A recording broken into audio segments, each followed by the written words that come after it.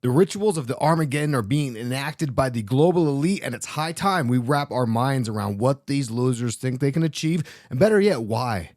They think they can bring about the end times. In this two-part special series, we're going to review the study of eschatology and how the occult have always been pushing us towards the apocalypse. From Solomon's first temple to Freemasons, Hiram, Abiff, we'll look at the occult magic of rebuilding the temple with characters like the Knights Templar, John Dee, King Cyrus, and Donald Trump. We'll look at the implications of war in Iran and how it could lead to global economic collapse via the Strait of Hormuz.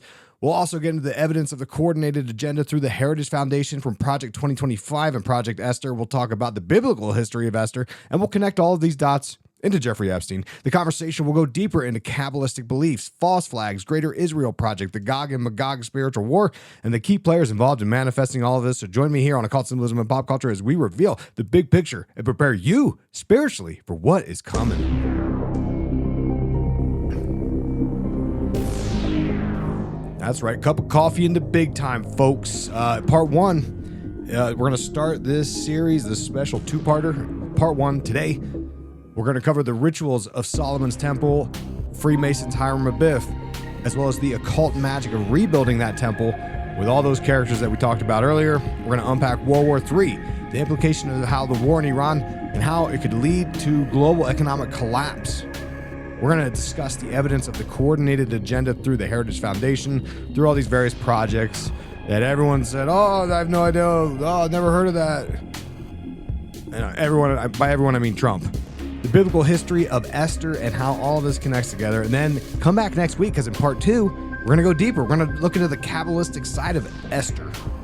Purim false flags, the Greater Israel Project, Sabbatai, Zevi, Jacob Frank's connections into the secret societies that made all of this stuff happen with eschatology and these wars of the Antichrist. And we'll look at the players coordinating all these events and how I believe that they're doing it. Peter Thiel, Pete Hegseth, old BB, and Donald Trump himself, of course. Now, before we start, I have to provide a disclaimer that my professional legal team has provided me. The views expressed on this show are for entertainment and educational purposes only. I analyze symbols, myths, and narratives in pop culture and current events. I do not advocate for discrimination against any religion, ethnicity, or group of people. Any discussion of religious texts, ethnic groups, or political movements is purely analytical.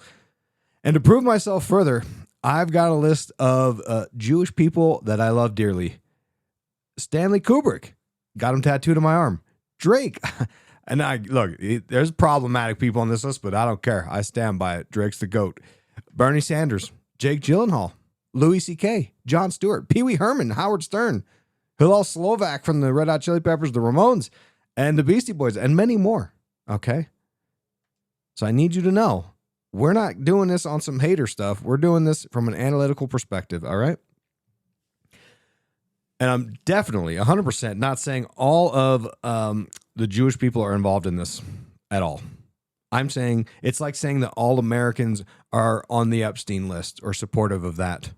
It's a cabal of these psychopaths that have crazy ideas in their head and they're possessed by demons. Okay? I'll be crystal clear about that. I want you to know that, all right? I also need you to know I'm recording this part one on March 24th because I've got a busy schedule the next couple of months. So you're not going to see this episode till March 30th or 31st.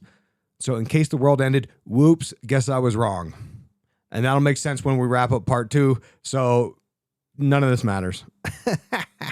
So without further ado, let's start by framing this special series. Are we experiencing the end times? Is this Armageddon? Is this the apocalypse? Armageddon described as the last battle between good and evil before the end of the world. The apocalypse, defined as the revelation or the final destruction of the world. I believe we're headed towards both. I believe that the psychopaths wanted that digital matrix. They want that AI God. They're accelerating us into this. I talked about this at length in the Dark Enlightenment series in January 2025. And nothing's changed. Do you remember a guy named Max Azzarello? Remember the guy, Max, set himself on fire outside of the Trump hush money trial? Only 2 years ago, by the way.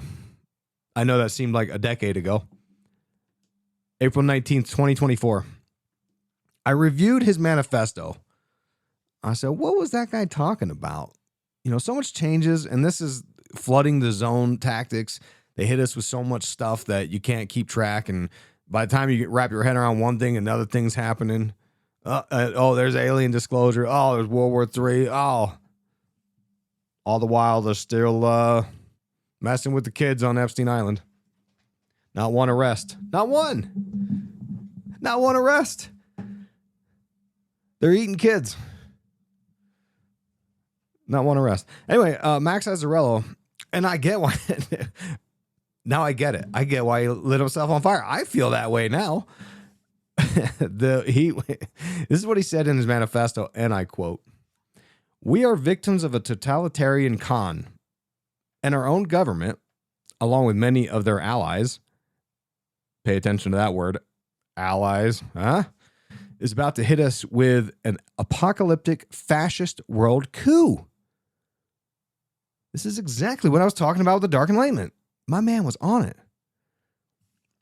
Now, back when this event happened, I interviewed James McMahon, my wonderful sponsor for the show for so many years. Copymycrypto.com/Isaac, ISAAC, and you get in for $1. It's ended money works for so many, it may just do the same for you. You know, that guy. I interviewed James back in May of 24, and he talked about it because we were talking about crypto investments because Max was talking about crypto being part of some massive Ponzi scheme through which the global elites will destroy the world that we know. All right. And Max's manifesto tells us, look, everything's a lie. And he said, if you look into this, you're going to find the scariest and stupidest story in world history. I don't think I gave this guy enough time of day. I think there was too much going on at the time. And I think I should have done a whole deep dive into this guy. He was ahead of his time. And he starts telling the story about how this all started with Peter Thiel doing a bank run on Silicon Valley Bank as part of this cryptocurrency multi-trillion-dollar Ponzi scheme. And he was saying that, look, this is some kind of money laundering scheme that ends with total collapse and the elites walking off unfazed and the rest of us zombie apocalypse. And he says both parties are in on it, right?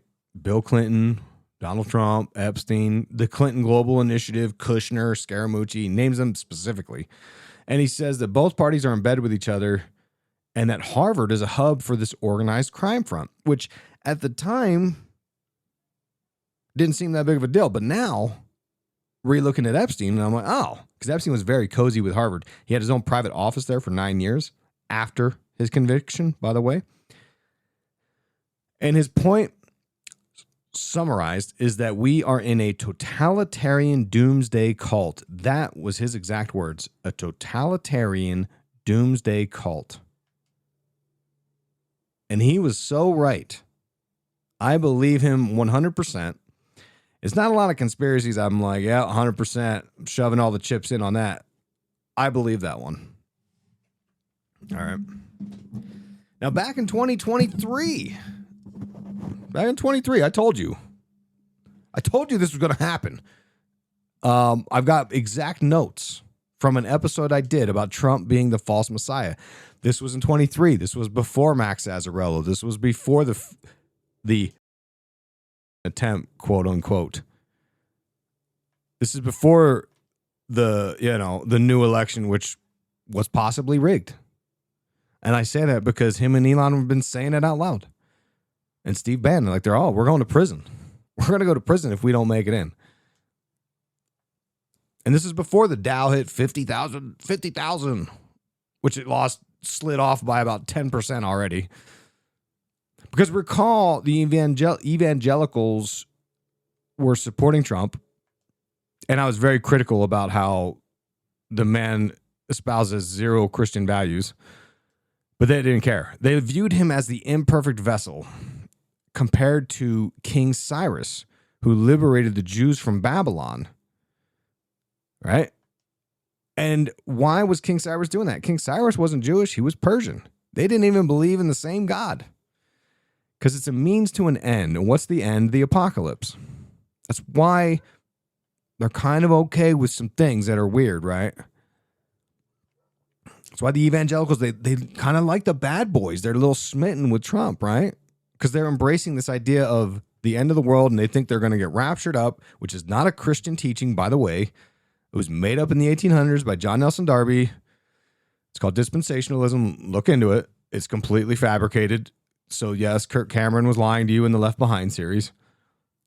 They think that they're going to make God come back and they'll get rewarded and raptured up to heaven while the rest of us suffer under the Antichrist.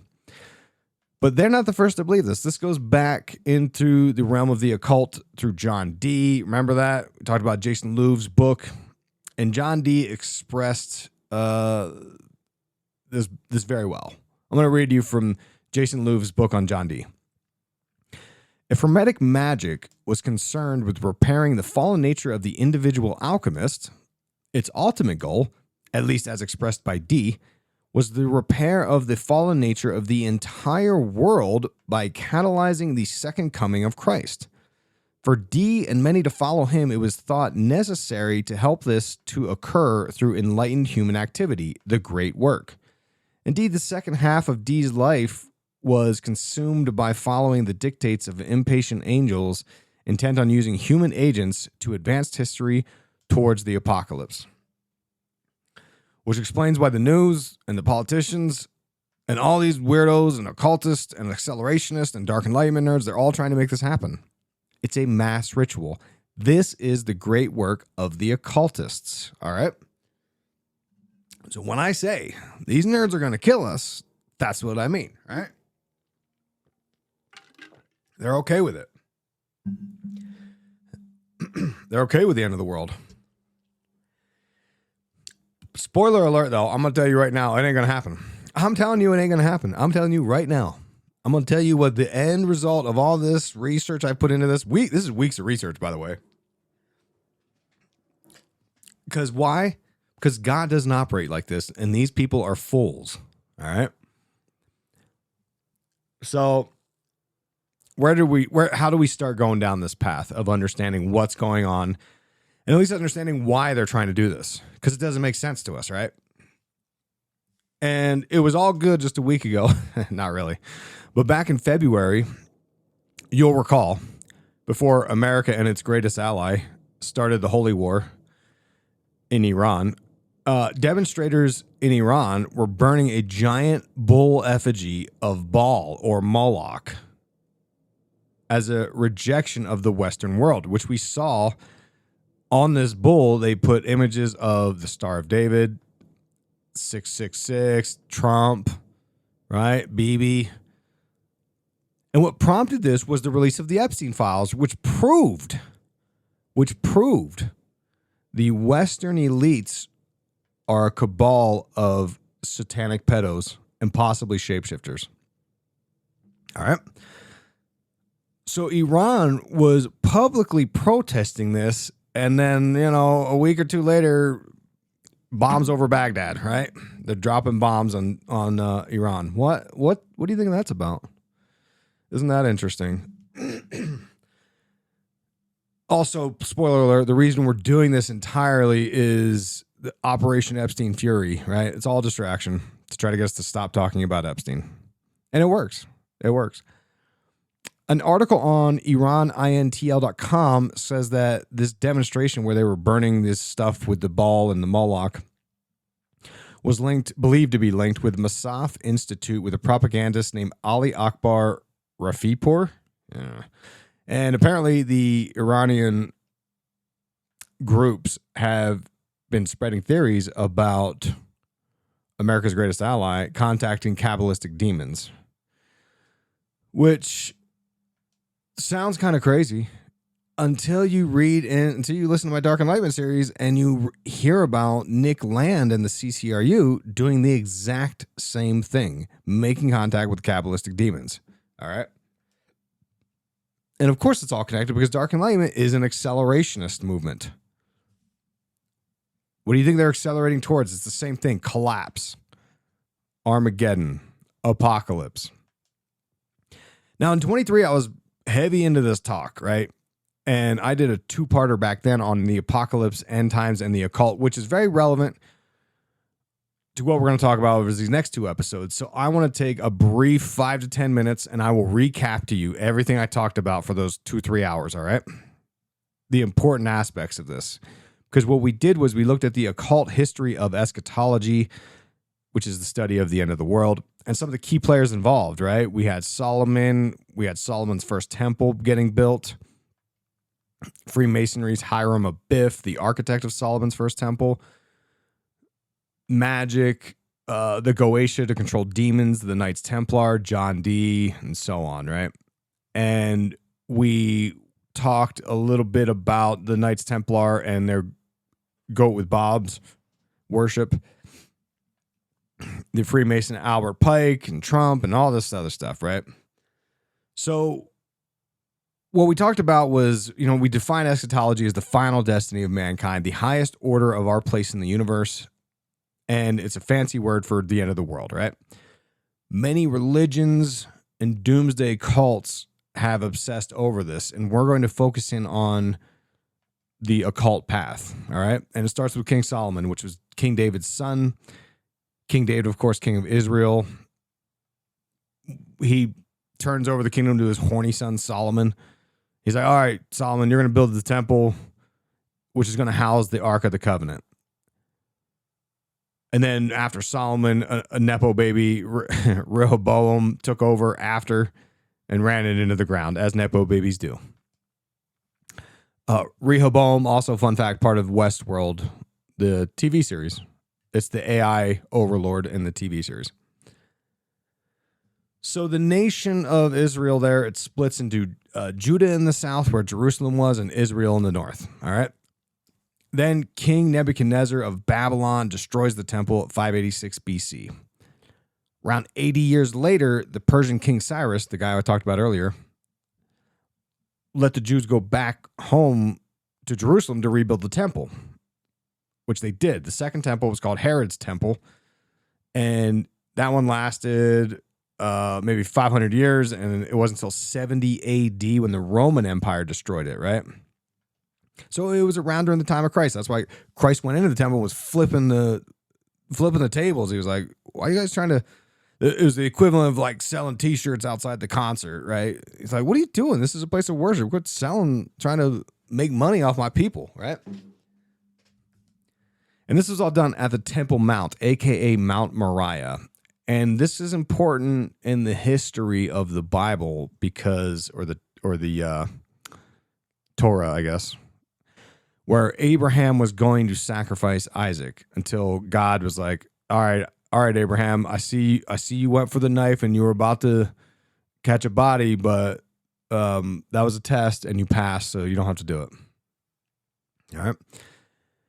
And it was all about setting up bloodlines of the land from which his people will, hang out. This is also the place where Jacob had the dream about the stairway to heaven. And we talked about how important this is in the ascension rituals, particularly in Under the Silver Lake, the film analysis I did, where we talked about Peter Levenda's Stairway to Heaven book. We talked about, because the Jacob's ladder is very similar to Osiris seeing the ladder to go into the heavens, all right? I've been watching too much Professor Yang. Okay, you see it's a ladder going to heaven, okay? So then another thing happened, and an angel or an alien visited David and said, look, you're going to build the temple here. That's why he told his son, Solomon, get to building, all right? King Solomon, when he built the temple, used magic. He used a seal or a ring to control demonic spirits to build this temple. He would use magic spells to basically control 72 demonic spirits that were alleged to have been given to him by Archangel Michael. Supposedly Archangel Michael gave Solomon this ring from God. And if you're a Twin Peaks fan, which I know you are because you listen to me, you're already thinking, whoa, wait a minute. That sounds familiar, right? And what's the name of the man from another place? What was the actor's name? Michael. Kind of weird. So we talked about and if you don't know what I'm talking about, I did a 55 episode series called Twin Peaks Grey Lodge, where we overanalyze the Twin Peaks show, books, and everything. We talked about how it connects into Solomon and the different spirits that he controlled and all this stuff, right? It's available on my Patreon, patreon.com/IlluminatiWatcher. Okay. Now listen, we talked about the Lesser Key of Solomon and the Grimoire with the spells used to control the demons. At some point, the Freemasons get involved. It might be allegory. Either way, the master builder of the temple is supposedly Hiram Abiff, which is where the Freemasons get their origin story. Hiram allegedly killed inside of the temple by 3 hoodlums, because the 3 hoodlums go up and they're like, "Give me the secret password, fool." And he was like, "I'm not telling you no secrets. I took that vow of silence." And they're like, "We want the secrets of the master mason." And he was like, "No, fool." So they bash him in the head with a hammer. Which also connects into my film analysis we just did on the movie Him. Jordan Peele movie. So anyway, this temple gets built and torn down, built. So it's been built twice now. And all these religious groups think that when they rebuild the temple a third time, that's when the Messiah comes. Or the Antichrist, depending on who you talk to. Now, the Jewish people, they think that it's the final age where their Messiah, the Mashiach, will usher in this reign of the new universal age of peace and this new world order that they'll control everything or whatever. The dispensationalist Christians, I should say, believe it's going to, when you build the third temple, this will trigger the return of Christ, who will then reign for 1,000 years. When Christ comes back, there's going to be 7 years of the Great Tribulation, and this is going to be the rapture where they get to check out and the rest of us suffer, I guess. Like I said, no, it's all nonsense. All right. Now, part of this process includes an Antichrist, and this will be a political leader who will make a peace covenant with Israel. Now, if you've been paying attention, Trump has this Institute of Peace that we're going to talk about in part 2. Well, this covenant's going to happen, and then it's going to get broken, and then there's going to be a desecration of the temple. And from here, it's going to be a nightmare scenario of wars and plagues, and which sounds pretty bad, right? Unless you get raptured up, and it's like, hey, a little bonus prize for being a Christian. And what's crazy is the evangelical Christians believe, it's weird, the evangelical Christians and the Jews, some Jews, I should say, because it's not all of them, right? Not all of them are into all this crazy stuff. These folks think that they're going to force the return of Christ after they rebuild the temple. The evangelicals are like, cool, when Christ comes, these Jews are going to see the error in their ways and they will convert and recognize him as Messiah. All good. The Jews think, no, the Messiah's coming and he's about to break you fools off some. And then you got like people like the Mormons that think part of this reign will be during this whole process, Christ is going to take a throne at one of their LDS temples in Missouri, which is also where they believe the Garden of Eden happened. All kinds of different opinions about this. All based on a completely made up fiction Left Behind series. All of this made up, right? None of this is real. I just want to reemphasize that for people getting anxiety about this. None of this is going to happen. I'm telling you right now. And look, I've got 2 options here. When I go on a limb and I say none of this is going to happen, I'm sure of that. Either I'm right and you can say, boy, Isaac was right. I'm glad that he made me not feel so scared when all these psychopaths are trying to do this crazy stuff. Or I'm wrong and all this happens and none of this matters anyway. You know what I mean? Like, it's kind of a win-win for me, to be honest. But no, for real though, I don't believe any of this is going to happen at all. These are all fantasies. Just like John Dee, right? 500-600 years ago, John Dee thought he was going to bring in the end times. Every person in history is like, we're going to bring the end times. Crowley and Parsons and John Dee, like all these people. All right. And at the root of all these fantasies is Kabbalah. And if you want to get nerdy about it, which we're going to do that in part 2, Jason Louv in his book talks about the world's great restoration. from 1621, a book by Sir Henry Finch, which he says was inspired by Kabbalah. Right? And the whole book was about the return to Palestine to start the apocalypse. And like I said, John D. and Edward Kelly, also told by the angels to complete their great work by ushering in the apocalypse. These angels were like, okay, we need you to drop pipe on each other's old lady. And Edward Kelly was like, bet, because Edward Kelly was kind of like a deviant. He was like, hell yeah, let's do this. John D., he was kind of a nice guy. He was like, okay, but then he couldn't get it up. Couldn't get it done. Sad stories. So Blavatsky, Helena Blavatsky from Theosophy, she talked about this too. She was like, the end times, the Maitreya God's going to come here and evolve mankind into the age of peace, right? And you see a lot of like UFO type circles of folks that also think something big is going to happen here and the aliens are going to come save us. The angels are going to save us from ourselves.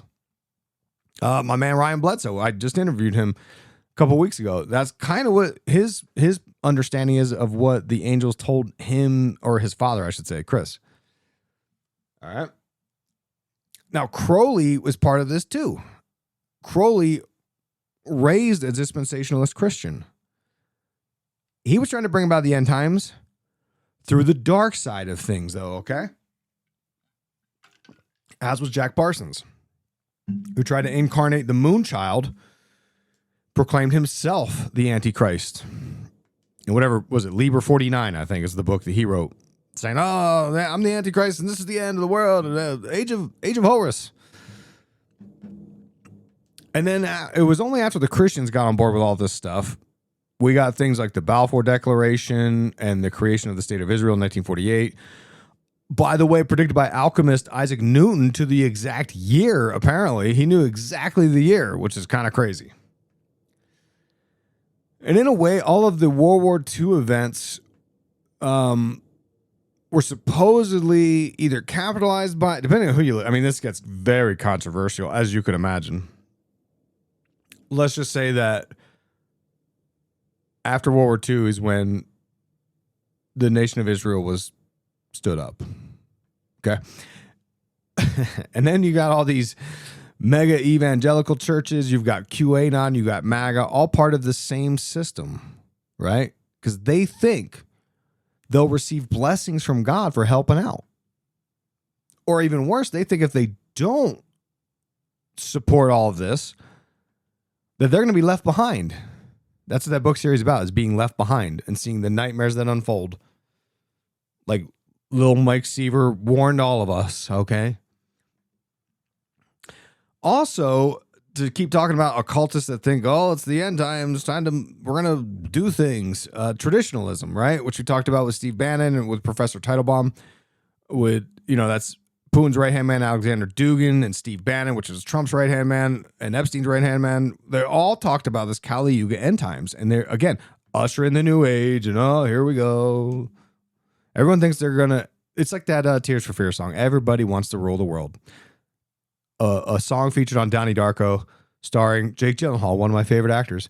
Probably my third favorite. In fact, I had a great comment request somewhere where someone said, you need to do a top 10 actors, Isaac. You love a nice top 10 countdown. And I'm going to do that. I'm going to do that on Breaking Social Norms because I try to make occult symbolism of pop culture more of the research-based variety show. And Breaking Social Norms is a little different, right? It's a little informal. It's a little more funsy. It's a little more, let's talk top 80s movies, top horny movies, top actors. Like that's where that goes. All right. So if you haven't checked out my other show, Breaking Social Norms, Have I Got a Treat for You? You're going to love it or hate it. I promise you that. But that's where we're going to do it sometime here. I'm building up my top 10. Jake Gyllenhaal, where does he sit? I mean, you know who my number one is. I mean, that's no fun. You know who my number two is already.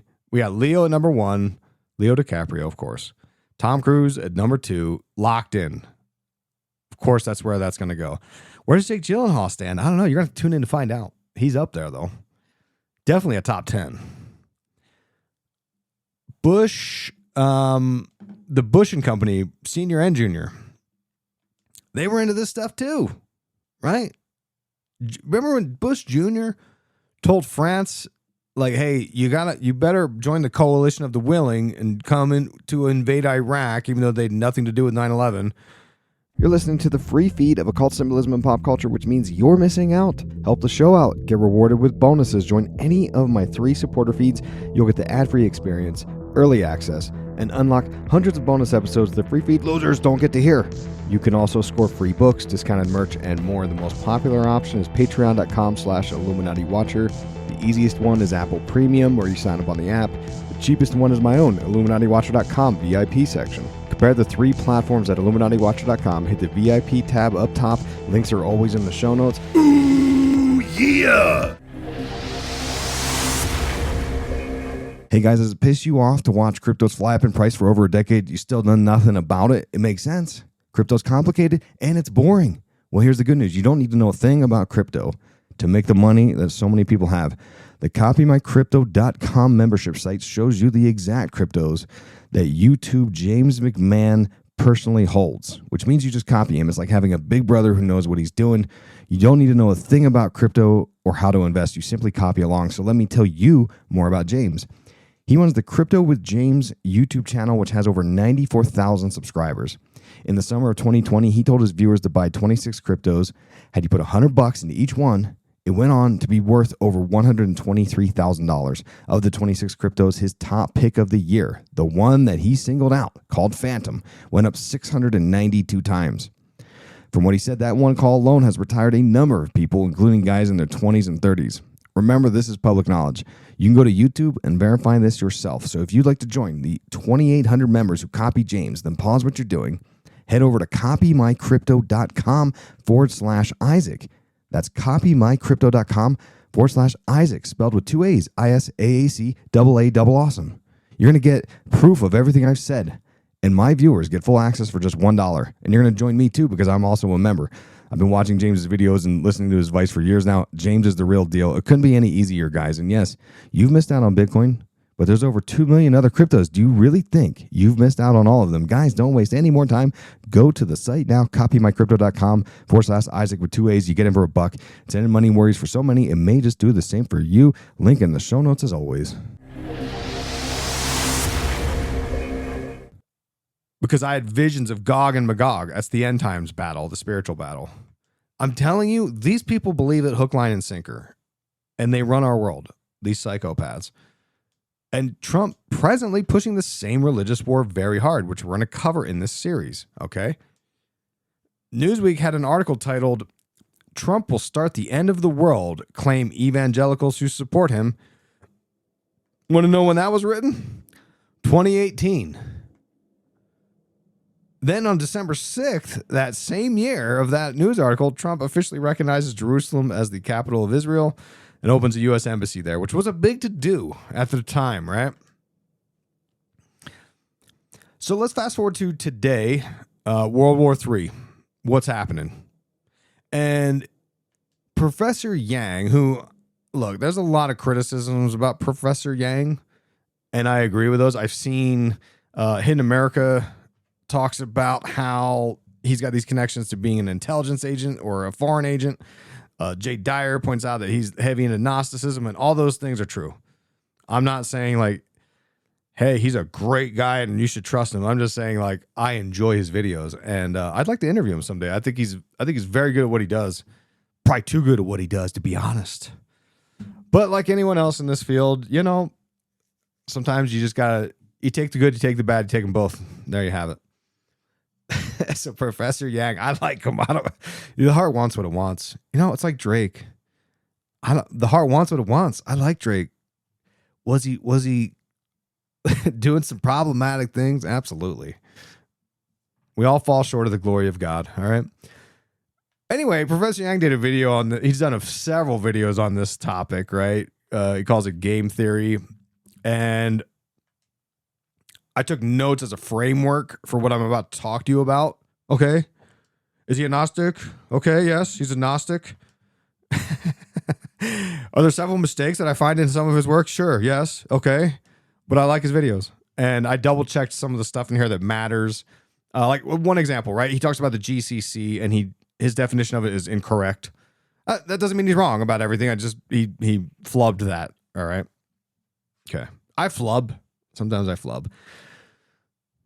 So here we go. Let's just talk about what's going on. And like I said, I kind of altered some of the stuff, re-looked it up, fact-checked it a little bit, okay? Iran, which I'm going to interchangeably use the word Iran and Iran. I'm going to say it differently because I'm still trying to lock it in that it's Iran. I grew up watching the Iron Sheik, and he was from Iran. I should have known. I should have had that locked in as a kid. Anyway, Iran is a big history to consider here. So when you talk about Islam and Muslims, most Muslims are called Sunni Muslims, right? If you look it up, it's about 85 to 90%. So damn near all of them, right? But Iran is unique because it's the opposite. It's mostly Shia, which is the typical minority. So it's like 90 to 95% in Iran are Shia. So the Shia, like globally, are kind of the underdogs, right? So in USA and its greatest ally attack Iran and Ayatollah leader of Iran, what do you think the Shia Muslims are going to do? They're going to say this was a martyrdom, and they're going to easily flip that into a religious war, a jihad, to inspire all the Shia across the globe to fight back.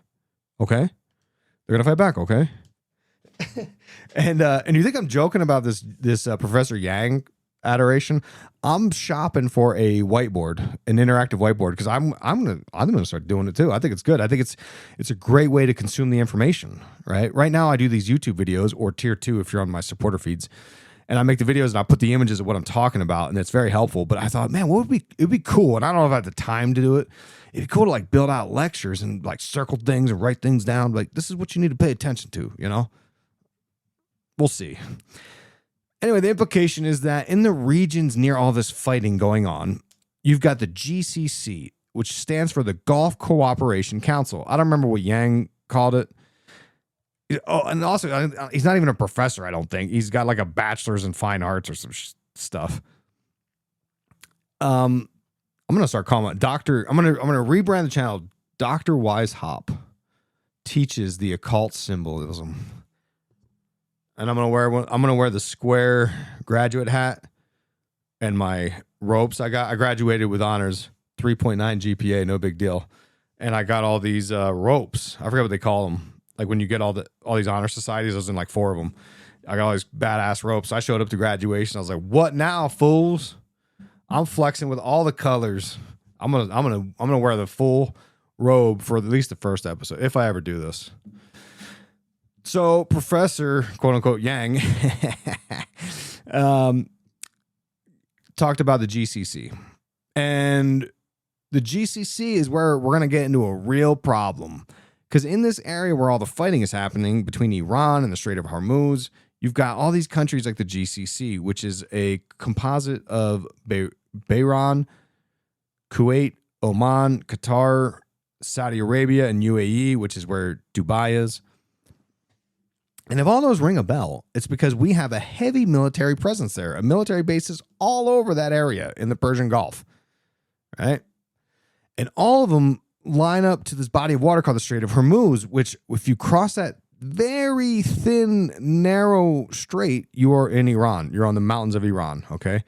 And the Strait of Hormuz is important because it's the center of the world, and 20% of the world's oil flows through this strait. And you probably think, well, 20%, that's not that big of a deal. It is, because we run on a supply and demand system, and then you got OPEC controlling production of oil, and just know that if you lose 20% of the oil, it's not going to be like, oh, gas is 20% higher. Like, it has this ripple effect and does all this other crazy stuff.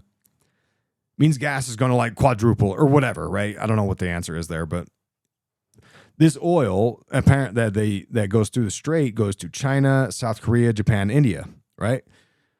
Okay, and Yang says that the Japanese economy will completely collapse in 8 months if this thing doesn't sort out. 8 months. We're already a month in, which is probably why Japan came to the White House in America. Remember that? And Trump said, "Nobody knows surprises like Japan. Why didn't you tell me about Pearl Harbor?" What a nut. Oh, man. What's this guy going to say? You know what? We gave Biden a lot of grief for being loopy in his few final years, but oh, we ain't seen nothing yet.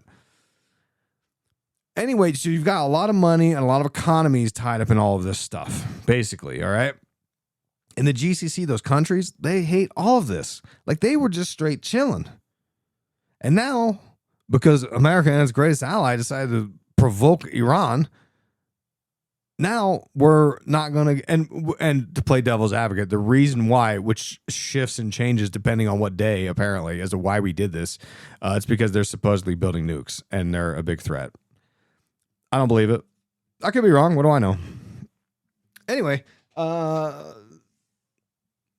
the GCC countries, they're chilling, right?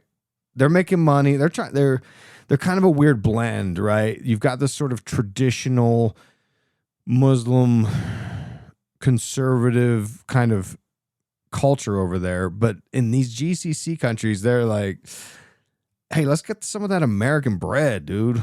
So that's why a lot of expats move there, and like they've got huge tourism bucks and all this stuff. But the problem is because the Strait of Hormuz is all jacked up, now they can't get food or water shipped in. Like not just a little bit. All of their food and water comes in through the strait because it's the desert, apparently. And the whole reason we have bases in the GCC is to protect the GCC. But things get complicated real quick when you start bombing Iran and they start retaliating and bombing the GCC, which was not something the GCC countries bargained for, right? Like I said, Dubai and these other places, they're a little bit of a capitalist version of the Middle East. Lots of people move to Dubai because it's kind of like their experiment of like, hey, let's just throw a McDonald's in and see what happens, right? Dubai was the busiest airport in the world until this all started, okay? So that, I don't think they're much happy with this. The problem is the GCC kind of has their hand tied because they relied on their free military protection from the U.S., which we all pay for, by the way. And that's my beef with Europe. Like, I love Europe, you know? But they constantly dump on America, and they're like, oh, you stupid Americans, you don't have free health care. All you have is guns. And they're right. They're 100% correct with that. And I don't think that's nice. But the reason that they can afford to do all these social programs because our asses are over there protecting them in general, right? I'm speaking in generalities here. So if we're like, okay, bet, let's get our own socialized medicine, we're going to have to close down all these bases because we can't afford all the things, right? So I just think that how are we going to navigate this?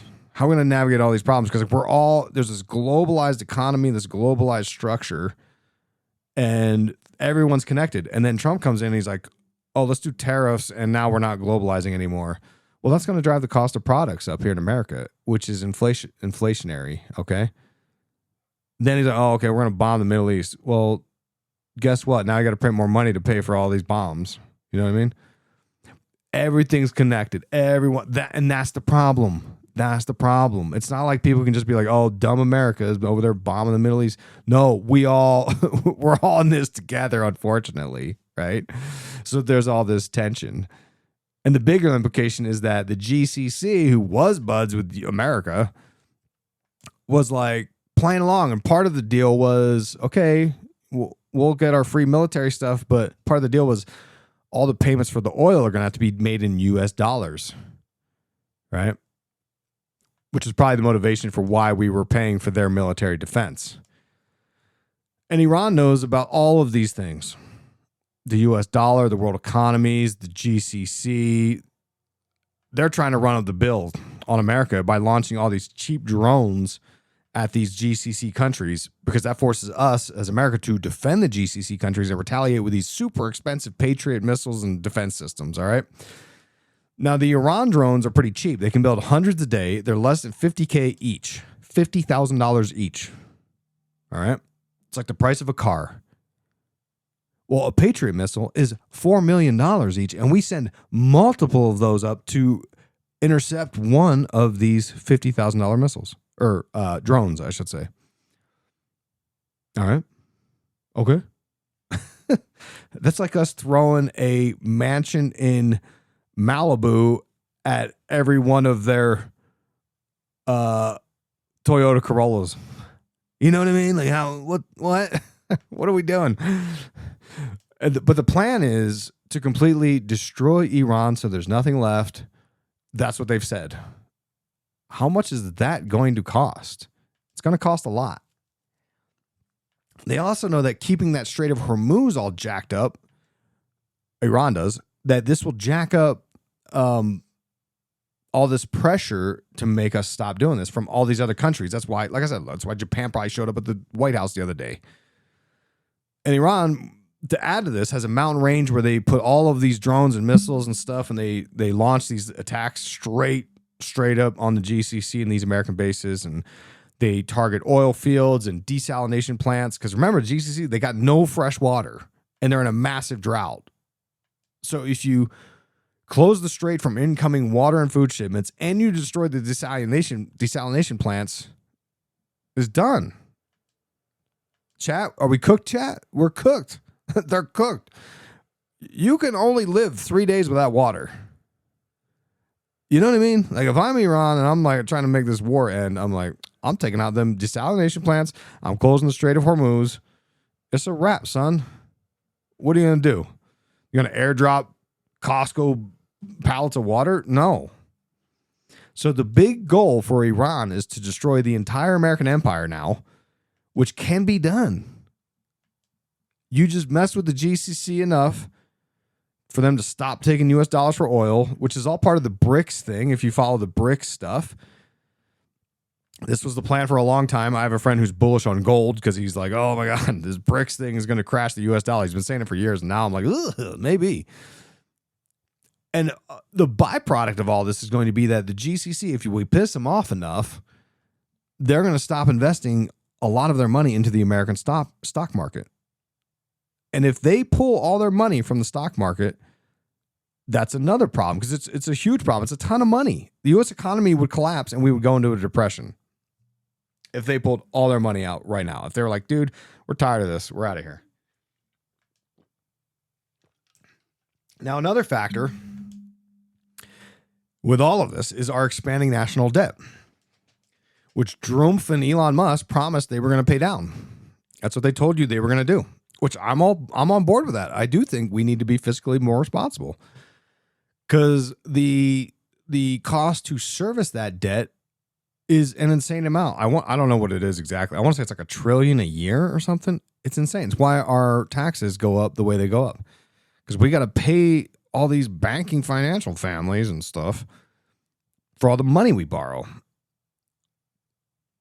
Remember, that's what Elon Musk was doing with the chainsaw, right? With Doge, yeah. Make comedy legal again. These guys are a bunch of jokers. And the deficit has gone up 10%. It's almost $40 trillion right now. It was like $36 trillion when Trump took office. Now it's like $40 trillion. Fact check that. It's in the ballpark there. And now they want even more money to pay for all these bombs, right? They're doubling down on our bet with this war. They're sliding all the chips in on this. Now, the first attack we made on this whole thing was when we bombed a girls' school that killed 170 kids. It was triple tapped, which means they hit it once, they hit it twice, they hit it 3 times in a row. That was not a mistake, right? Killed 175 to 180 girls in this school. And the reports were conflicting. Who did it? Investigation ongoing. Whatever. They know who did it. Someone painted those targets. So we started with a massive child sacrifice, which is very curious when you recall what I was saying. Right before the war, Iran was protesting with the ball and the Moloch, right? With images of Trump and Bibi and the Epstein files, which the Epstein files are, it's a lot of stuff about sacrificing kids. So we're already on some weird spiritual warfare ground here. And it's like we were saying, it's like the elites are so brazen with this. I don't want to call them the elites. That's the big campaign is we don't call them elites anymore because that implies that they're better than us. What do we call them? The rich psychopaths. Oh, you don't like it's like Iran was protesting and saying like, oh, you Americans like to sacrifice kids, huh? And it's like we responded by saying, oh, you have a problem that we sacrifice kids? How about we bomb 175 of them to show you who's boss, who's running things?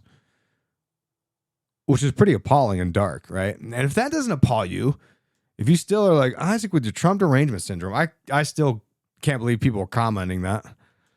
They think I got the Trump derangement syndrome. I got bad news for you. You might be in a cult, right? An Epstein child sacrifice cult. And this is a test of what you're willing to accept. You know?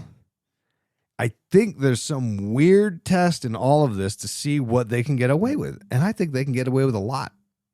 I think we're led to believe that in America, it's like a lot of don't tread on me people, and everyone's got guns and we're armed to the teeth. And that's always been the problem, right? That was the beauty of the Second Amendment in the Constitution, because it tells you that, hey, you think you're going to pull some tyrant totalitarian nonsense? Well, you're going to have to take out 350 civilians at once. The problem is they've pacified us with social media and streaming stuff, and hell, me talking to you on this podcast. They've pacified us, and we ain't doing nothing.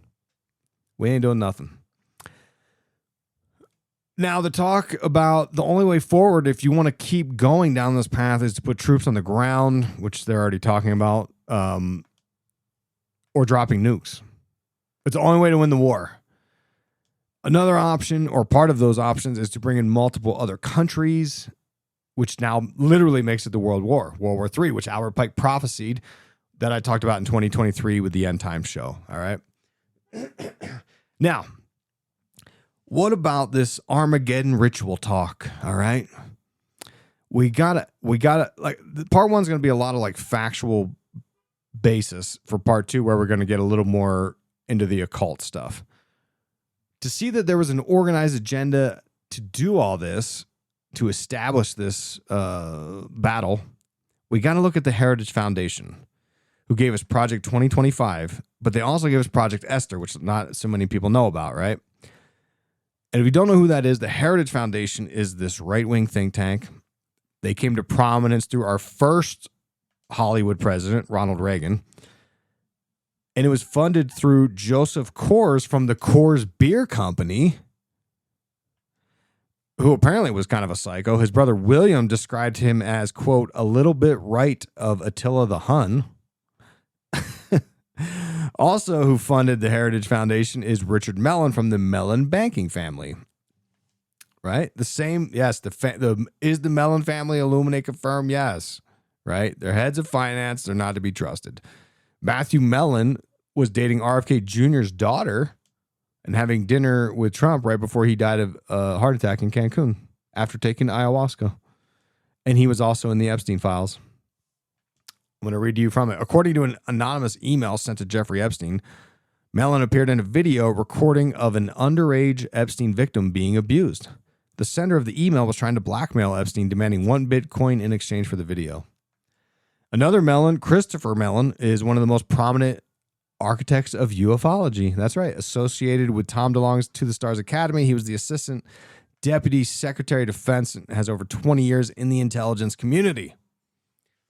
So we're already off to a strange start here, all right? And the Heritage Foundation has been front and center with virtually every right-wing politician from Reagan to the Bushes, even Clinton, who was actually very conservative when it came to welfare, who used the Heritage Foundation's outlines for welfare reform. They were very much into 9/11 and getting us into the Middle East, which was all part of like the PNAC stuff, separate organizations, which we all know the regime change efforts are very successful every time we do this, right? I'm being sarcastic. The Heritage also got into Trump's administration and got several of their people into his cabinet, people like Betsy DeVos. But the point is, it's like they're very conservative. They're very much the architects of conservatisms for the last 50 years, okay? So in April of 2023, they published this massive book called Project 2025 with all of their fantasies of what they want. And in it, they literally want to violate the Constitution and consolidate power into the executive branch. And I say that because the Constitution is clearly about the separation of powers, right, to avoid authoritarianism and giving too much power to one person. Right? That's why you got an executive branch with the president. You've got the judicial branch with your Supreme Court. Then you got the legislative branch, which is your Senate and House of Representatives. Okay, they write the laws and they pass them.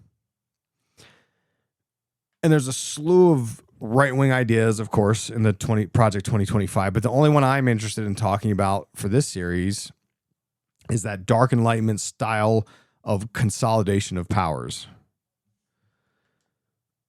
And of course, when Trump was running, they were like, have you heard of this Project 2025? And he was like, no idea.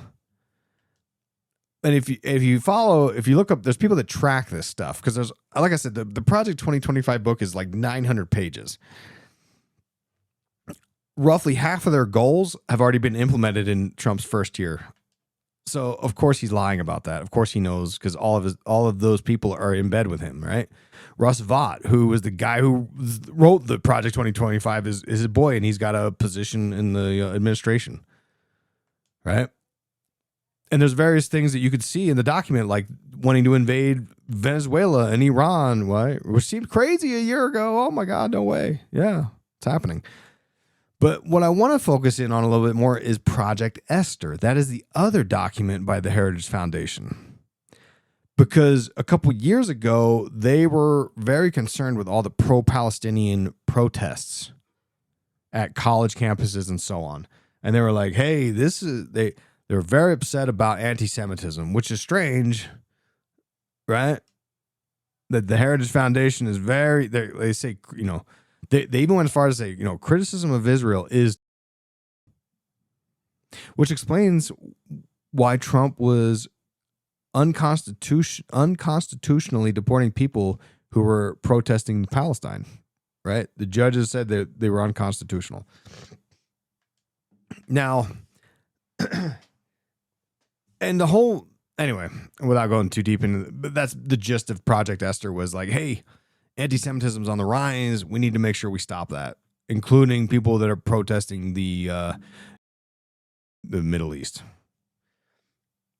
Now, Esther is a big deal in Judaism and Kabbalah. Hence, Madonna, my Kabbalah queen Madonna. I think Madonna was Jewish too, isn't she? Maybe not. Put her on the list too, if she is, of people that I love that are Jewish. Anyway, she has her Kabbalah name Esther. Brittany shaved her head at Esther Salon, right? We're going to come back to Kabbalah in part 2, but let's wrap up part 1 first, right? But we need to understand what the book of Esther is from the Bible, all right? The book of Esther, so the area where Israel is today is part of a contentious region called the Levant. And a long time ago, around 2300 BC, the world's first empire existed in this area of Mesopotamia. It was run by Sargon of Akkad. And this was called the Akkadian Empire. And after the collapse of this empire, it became the Neo-Sumerian region. Now we're at like 2100 BC. Then you had the old Babylonian Empire from 1900 to 1600 BC and so on. Fast forward to the Neo-Assyrian Empire from 911 BC. There's that number 911. That's kind of weird. 911 BC to 609 BC. And this is when the first Temple of Solomon was built. All right. Each empire, each region was always looking at the importance of the Levant for a variety of reasons, for trade and all these other things. All right. Now, we're going to zoom in on the Neo-Babylonian Empire, which came about after that Neo-Assyrian Empire. King Nebuchadnezzar II conquers this kingdom of Judah, deports all these Jews to Babylon, destroys Jerusalem, burns the temple to the ground, okay? And it wasn't until the next empire, I'm going to mess this up, Achaemenid Persian Empire from 550 to 330 BC, when that was the one run by Cyrus the Great, King Cyrus, okay?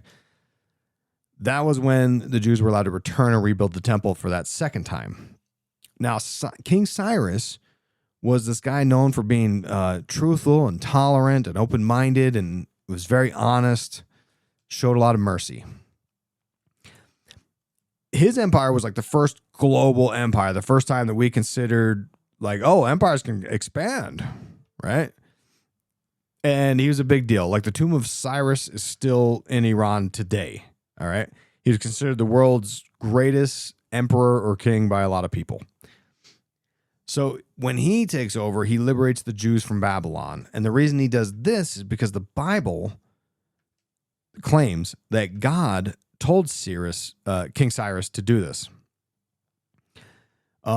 Professor Yang talked about this, and he suggested another possibility is that the Israelites help fund King Cyrus's takeover of Babylon. I don't know where he gets that. That's what he said.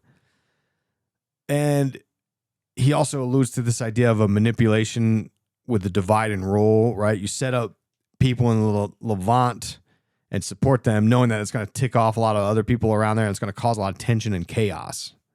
All right. Now, in this area is the province of Yehud. All right. And that's where the Jewish people were put, which is where the term Jew came about, right? So these guys come back to this province of Yehud in the Levant, and they're like, hey, we're back. And there's already some Israelites there, and they're like, hey, we stayed. We're the real Israelites. And the people that show up, they're like, no, we are. Because the Israelites that stayed there, they assimilated and took on sort of pagan ideas, whereas the ones that got exiled to Babylon, they were like, no, we're the original, like, monotheistic ones. So now there's this strife between the Israelites that stayed there and the ones that were sent away and came back. All right. And the ones that were in Babylon, they were more into Zoroastrian. They were surrounded by more Zoroastrianism stuff, which was more about monotheism. Okay.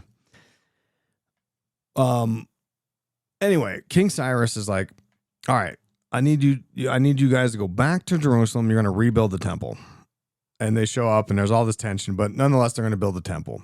And in the Bible, you've got the book of Esther, and this is the story about Esther returning to Jerusalem as part of this escape from Babylon.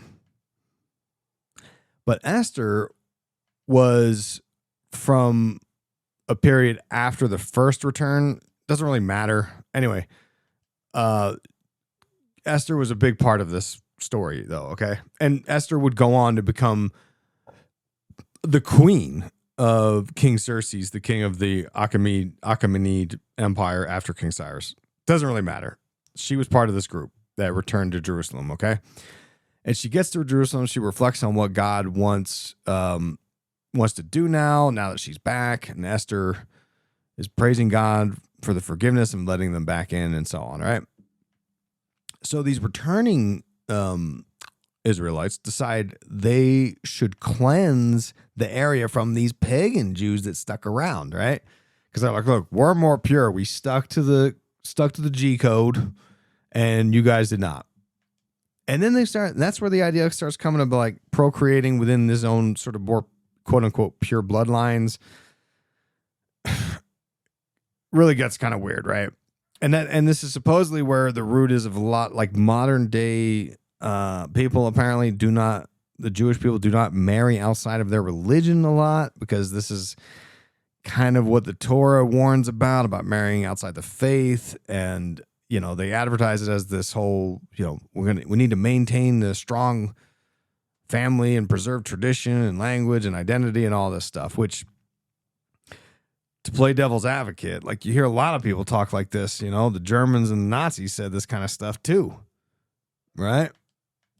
And it gets into the topic of immigration with America and people that don't want immigration to happen because they're like, oh, it's going to change the way America is. And, you know, me personally, like, I think all that stuff's nonsense. I think I like diversity. So I think it's weird to isolate, and, you know, I don't know.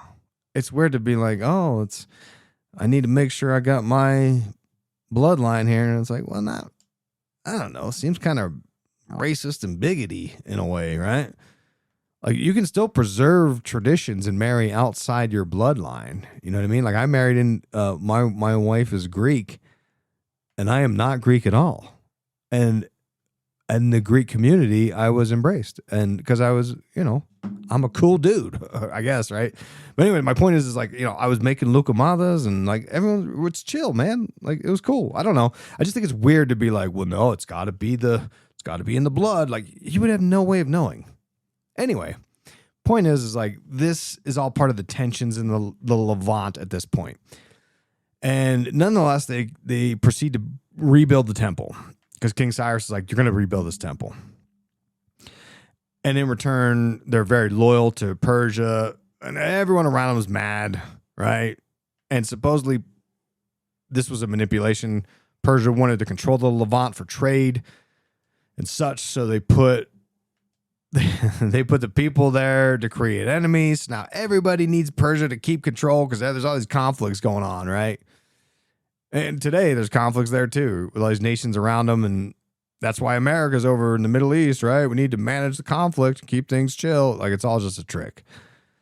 And they all know this. And the Jewish people eventually want to divorce from America, right? Because they want the independence not be used as pawns for the American empire. But for now, we're all going to use each other for our own interests. You know what I mean? Like it's kind of a tenuous relationship. And that's where we're going to pick up with part 2 next week, where we're going to look at Esther from the Kabbalistic frameworks. All right. We're going to look at false flags through a holiday known as Purim. And you're going to be shocked at how many false flags happen during Purim. Well, false flags, major events, we'll say. Okay. We're going to talk about the Greater Israel Project. We're going to talk about very controversial figures called Sabbatai, Zevi, and Jacob Frank, which is way down at the bottom of the rabbit hole for a lot of folks. All right. Because this is where we get into the concepts of secret societies making moves on a global scale to push for eschatology and these wars of, Gog and Magog led by the Antichrist and all that stuff. And we're going to wrap up with all of the occult players involved in this massive ritual, right? All the people we've talked about all these years, Peter Thiel and Hegseth and BB and Donald Trump. And it's going to get crazy. It's going to get crazy. So stay subscribed to the show. I want to thank you for your time. And like I always say, and I mean it, till next time, stay positive. You can find all my author-signed books, super soft shirts, and my own branded mushroom-infused coffee called Mushroom Watcher Coffee, all at occultsymbolism.com. You can get all 9 of my books, author-signed, shipped to your door, including bundle deals you can take advantage of, like the Oops All Books bundle. You can also get the books on Audible, author-narrated, or Amazon. And I've also got these super soft podcast logo shirts right here. And the back says, "These nerds are gonna kill us." These are very soft shirts, by the way. And it's always been and will always be true that these nerds are gonna kill us. So show your support with those shirts. And then finally, I've got my new product. I worked with my coffee plug from San Diego, Jordan, to give my listeners the best mushroom-infused coffee on the planet called Mushroom Watcher Coffee. It's a whole bean organic coffee with flavor notes of candied orange, sugar, and plum, but more importantly, it's infused with 6,000 milligrams of organic mushroom extract. Includes reishi, chaga, mishima, lion's mane, turkey tail, shiitake, blase, aragon, and oyster. It's a blend of the healthiest mushrooms that becomes bioavailable when you infuse it into the coffee. I read this whole book on medicinal mushrooms by Christopher Hobbs, and he goes through countless stories that prove the effectiveness of supplementing a healthy lifestyle with mushrooms for physical and mental superiority. It tastes so good. You're not going to believe there's mushrooms in here. I'm telling you right now, I've tried several mushroom coffees in an effort to incorporate more mushrooms into my life, and all of the mushroom-infused coffees are terrible. But not Mushroom Watcher Coffee. It's super smooth. Finally, if you're on patreon.com/Illuminati Watcher or VIP section, I updated your 10% off code. You get 10% off of everything here, except for the coffee. The coffee, I've got it as low as I can get the price to. But by the way, I've also updated the shipping cost on the coffee. Now it's a flat rate of $4.99 for the coffee, up to 3 bags. So check that out. So there you go. Support your favorite independent voice and podcasting at occultsymbolism.com. Link in the show notes, as always.